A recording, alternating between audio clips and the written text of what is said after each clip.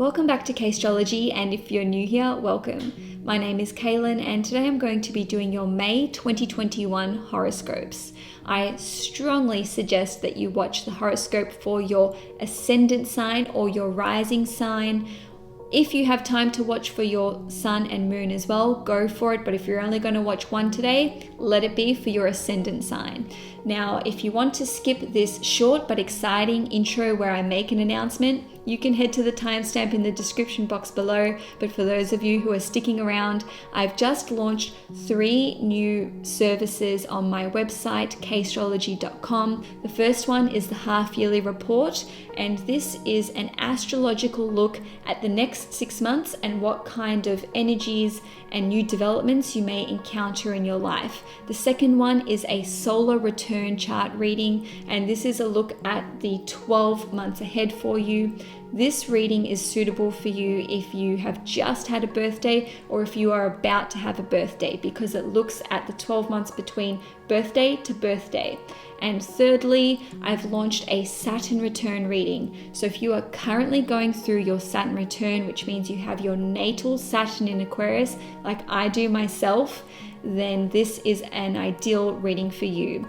You can find those at kastrology.com, and I will leave a link in the description box below. And now let's get to the horoscopes. Hi Virgo, Sun, Moon and Risings. Welcome to your May 2021 horoscope. The month starts off with Mercury entering the sign of Gemini on the 4th of May, followed closely by Venus entering Gemini on the 9th of May. With Mercury in your 10th house of career and public visibility, you may be talking to your boss and your superiors a lot more than usual. With Venus here, you will be coming across as very diplomatic and very charming, especially when you are communicating with your boss or if you have to be in the public eye. This is actually a good time to ask your boss for a promotion if you are that way inclined. Now, on the 12th of May, there will be a new moon in Taurus at 21 degrees, and it is in your 9th house. It is also sextiling Neptune in your 7th house. New moons always indicate a new beginning or a new chapter starting in our lives, and given that this one is sextiling Neptune in the 7th house, I feel that it's going to be a very easy and beneficial new beginning or transition. So this could be in relation to education, travel, religion, spirituality, your philosophical beliefs, and the way that this could manifest for you with regard to education is that a new opportunity could present itself to further your education. And with the sextile to the 7th house, which is a very helping and beneficial energy, well, your 7th house represents your one-on-one relationships, your marriage partner, if you have one, your significant other, and your business partner. So with regard to this new education opportunity, your partner will be very supportive of you, or you could simply receive a lot of support and help from a close one-on-one friend or from your business partner.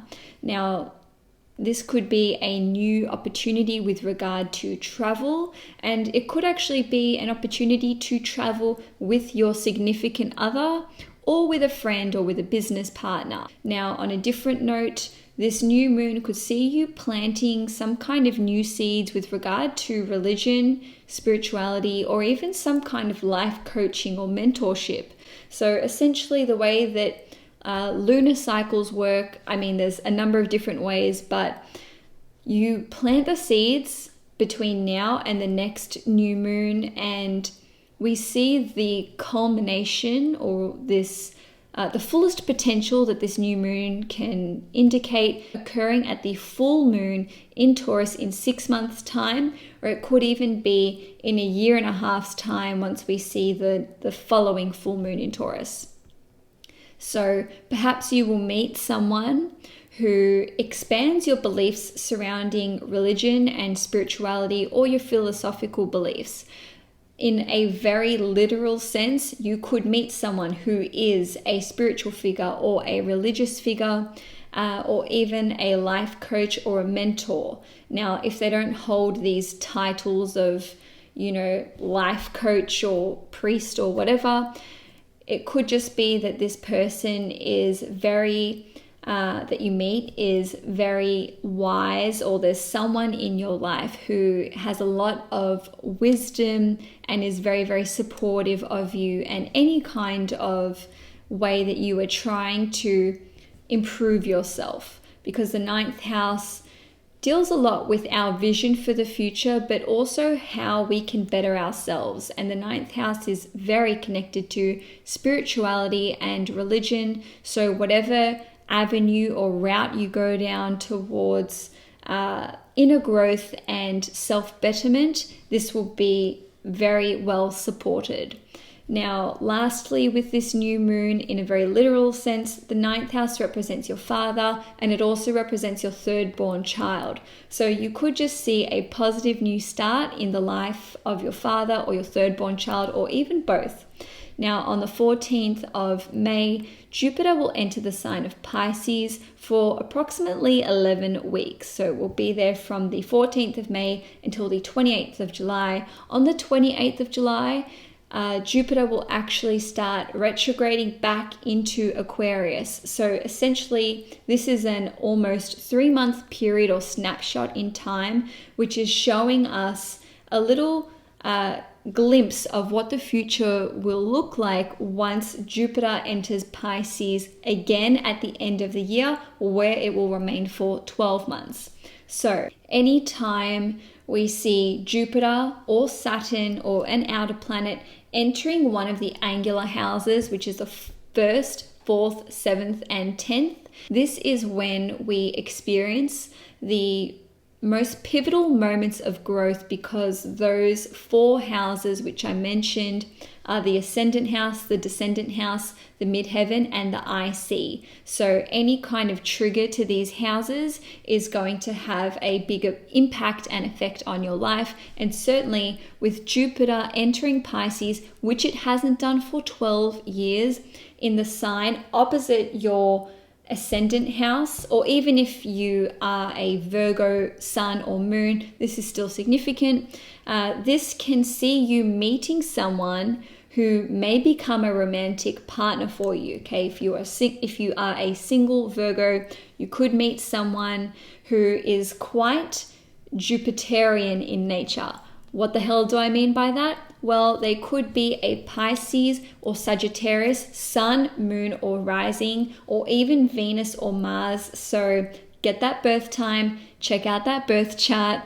And on a different note, it doesn't have to be so literal. They don't have to be a Pisces or a Sagittarius. They could basically fit the archetype of Sagittarius or Pisces. And what I mean by that is that they might be a tour guide or a teacher, or someone who is very spiritual or religious. This would be indicated by the Sagittarian archetype again. Now, they could be musical, or they could be an artist or a counselor, which is where we would see them being quite Piscean in nature, even if they're not a Pisces or a Sagittarius. Now, if you are in a relationship, your partner could go through some kind of healing process, or receive some kind of a healing or a blessing, or just have some kind of like spiritual or religious awakening. Certainly if it's not, religious or spiritual or healing or whatever. I'm doing this because I imagine a lot of you are going as Virgos. But anyway, your partner could just be going through an extreme period of growth and expansion in one or more areas of their life. Now, on a very literal level, your partner could actually put on weight, because Jupiter expands whatever it touches. And in your birth chart, the 7th house, where Jupiter is transiting, represents your partner's 1st house. So this represents their physical body. So Jupiter transiting your 7th house indicates a very significant impact on the life of your partner in a literal, physical, spiritual, and an emotional sense. Now, this could also pertain to your second-born child, which is represented by the 7th house. So they could be going through a big period of growth and change in their lives. Now, on a more personal level for you, The seventh house in our chart represents the audience. So if you are in the spotlight, if you are in the public, your audience base could physically expand like a lot, because Jupiter, as I always say, and as astrologers always say, expands whatever it touches. But something else to keep in mind is that Jupiter is in the sign of rulership. Jupiter rules Pisces as well as Sagittarius. So this is a big indicator for your audience or for your fan base growing. Now, Jupiter doesn't just expand whatever it touches in a positive sense, it can also be the inverse. So it can amplify situations for better or for worse. I'll give you an example of what I mean by that. If you are in the spotlight and you have done a lot of questionable things, or you've been in a lot of controversial situations, the audience, because it doesn't have to be your fan base, the actual audience could, if they are already sort of like turning against you or not liking what you're doing, you could see this really ramped right up. So as you can see, while Jupiter expands whatever it touches, it can improve things significantly, or it can have the opposite effect. It really depends what is going on in your own personal horoscope. Now, on the 21st of May, which is my birthday, the sun will enter the sign of Gemini. So this is kicking off Gemini season. So with the sun here, this is another angular house, and given that you now have Mercury, Venus, and the sun in your 10th house, you will be very, very focused on your career. You may be in the spotlight for your career or in your professional life in some way, shape, or form. The sun entering the 10th house can also indicate achieving a new level of responsibility at work, or even a promotion. It could just be, like a figurehead title.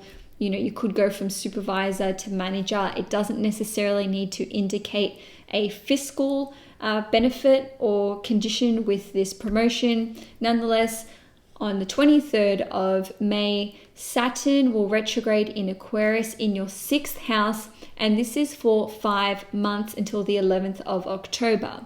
Saturn goes retrograde for 5 months every single year, so it's really not a big deal necessarily, but something to note is that it has been about nearly 30 years since Saturn was retrograde in your 6th house. So while you may experience this transit every year for 5 months, it will change from house to house to house. So in the 6th house, I'm going to go through a number of different ways that this transit can play out for you. Please bear in mind that this is a general reading. This is all general advice and general information. So apply this to your situation in your life as you see fit.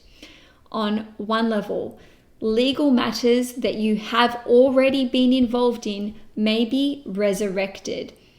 Saturn retrograde will never bring you a new legal matter, okay? Because retrograde is literally referring to something from the past that we retrospectively experienced coming back into the forefront of our lives. So if you've been involved in any kind of ongoing court case, or even if you thought something was put to bed, there may be some kind of appeal. If you're involved in something which is ongoing, there may be a delay in your court case proceedings and the court case date. On a different level, there may simply be a lot more hoops that you have to jump through with regard to the court system, or even, working with any kind of solicitor or lawyer. Now, for some of you, you may actually return to a career that you had left behind. Now, while the 6th house represents your daily job and what you do for work, Saturn is a career planet, which is why I'm saying that you may return to a career which you were previously involved in. Now, for some of you, I'll give you a hypothetical scenario. Maybe you were a mortgage broker 20 years ago and you left that career to become an artist. Well, you might return to being a mortgage broker. Obviously, apply that any way that you see fit. But on a different note, some of you who have retired may come back out of the woodwork. Wow. If that's you, Good on you guys. I'm not surprised because I'm calling it here first. Now, on a different note, be careful, all of you, all Virgos, with the law, because Saturn represents the government, the law, and people in authority, and the sixth house, from a Vedic perspective in astrology, represents crime. So, anything that you've done in the past may kind of come back to haunt you. I don't want to freak anyone out, but I'm just saying be careful what you do between now and then.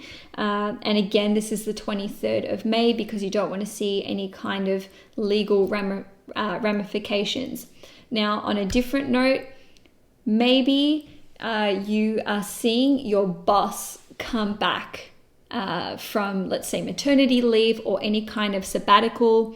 Saturn as a planet can represent your boss or like a figure of authority. So it could be someone who was quite a hard ass, someone who was very difficult to work with, or someone who was like very critical, or even just pedantic and just like, someone who watched the clock. They're like, you're 3 minutes late. It is 9:03 a.m. in the morning. I've been here since 8 a.m. and you're like, I don't care. Now, on the 26th of May, we will see a full moon total lunar eclipse in Sagittarius, and it's at 5 degrees and it's in your 4th house. So Virgo, all of your angular houses are activated heaps this month. We've got the 4th house, the 7th house, the 10th house. So with this particular lunar eclipse, you may have a sudden epiphany regarding the following areas, or there may be a powerful ending in the following areas. If you have already had children and they're quite a fair bit older, they may leave the nest and now you are an empty nester. So essentially, this full moon total lunar eclipse could see your parenting duties as you know it being over, and then the next stage, if it happens for you, would be being a grandparent. Okay, so you've got a bit of a buffer there. Now, for some of you, you may be relocating from where you are currently living. You may be selling your property. You may be vacating the leased property that you are in. And essentially, this is a huge indicator for moving home. I have my moon in Virgo, so I'm really hoping that this happens for me too. I will report back to you next month. But something else with this one, you'll be tying up loose ends. And because it's an eclipse, there may be something unpredictable in how this plays out. So for example, maybe you've been looking for a house for a while, like myself, and then something comes up on the market very abruptly and you've got to put an offer in, or you've got to move really quickly. If you are currently renting a property or you're living in a house that you don't own, you may have to leave very abruptly. And certainly in terms of events taking place in connection to eclipses, it can be 10 days before or 10 days after. Some of you who are living overseas may decide to relocate back home, so this can come to a close, this chapter of your life. And for some of you, this could just be like a psychological epiphany that you have in relation to your parents, your ancestry, or even the emotional foundation which was, nurtured into you from childhood. So eclipses don't always have to bring about, well, I should say lunar eclipses, so full moon eclipses don't always have to indicate dramatic and sudden events. Sometimes they can just be of a psychological nature, whereas solar eclipses will almost always bring about some kind of tangible change, the nature of which will depend on your own personal chart. So we're having a solar eclipse in Gemini next month. So make sure you have subscribed to Astrology because June will be a huge month. But continuing on with your reading, on the 30th of May, Mercury will go retrograde in the sign of Gemini, and this is in your 10th house. It will be there for 3 weeks until the 23rd of June. Mercury is your ruling planet, and because it is in Gemini and Mercury rules Gemini, this Mercury retrograde will be on steroids. Mercury retrograde always dramatically affects Geminis and Virgos. I have a Gemini rising and a Virgo moon, so I'm like hit every which way, but nonetheless, the effects of this will be more noticeable for you during this one. So because it's happening in your career house, your professional and public visibility house, you will be rethinking and revising and making readjustments to your career. This can be evaluating or reevaluating if you are happy in your career. Do you want to leave? Do you want to make changes? Do you want to move departments? Are you not happy in your current position? Do you want another title? And some of you could just flat out be looking at changing your career altogether. Maybe you weren't planning on quitting, and then suddenly you have this perspective shift and everything just falls into place and you're like, you know what? I'm not happy here. I'm going to leave. And this could even take you by surprise. Now, this could also be a second chance at going for a position of leadership or a second shot at getting a promotion. So if the opportunity swings back around and you're like, no, I wasn't successful the first time, why would I be successful this time? Well, because Mercury retrograde, that's why. So definitely go for it.